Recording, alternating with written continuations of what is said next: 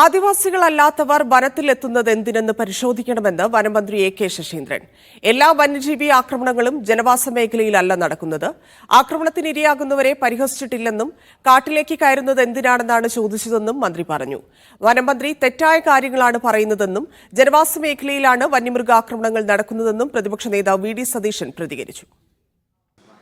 കാട്ടിലേക്ക് കയറി പോകുന്നത് എന്തിനാണ് എന്ന് ആലോചിക്കണമെന്നാണ്. അത് രണ്ടും രണ്ടല്ലേ. വനം വകുപ്പിൻ്റെ ഉദ്യോഗസ്ഥന്മാരുടെ അനുവാദമില്ലാതെ ആദിവാസി വിഭാഗങ്ങൾക്കൊഴിച്ച് ആദിവാസികൾ ഒഴിച്ച് ബാക്കി എല്ലാവർക്കും അനുവാദം വേണം. അനുവാദമില്ലാതെ ചോദിക്കുന്ന സംഭവത്തെക്കുറിച്ചാണ് ഞാൻ ഉദ്ദേശിച്ചത്. നമ്മൾ ഉദ്ദേശിക്കുന്നില്ല, ജനവാസ മേഖലയിൽ ഇവരിറങ്ങുന്നതാണല്ലോ നമ്മൾ പറയുന്നത്. പക്ഷേ ഇത് ജനവാസ മേഖലയിൽ നിന്നല്ല സംഭവിക്കുന്നത്.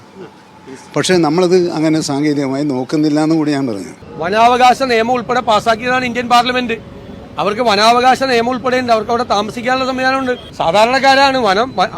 വനത്തിലെ വിഭവങ്ങൾ കൊണ്ട് ജീവിക്കാൻ നിയമപരമായി അവകാശമുള്ള ആളുകളാണ്.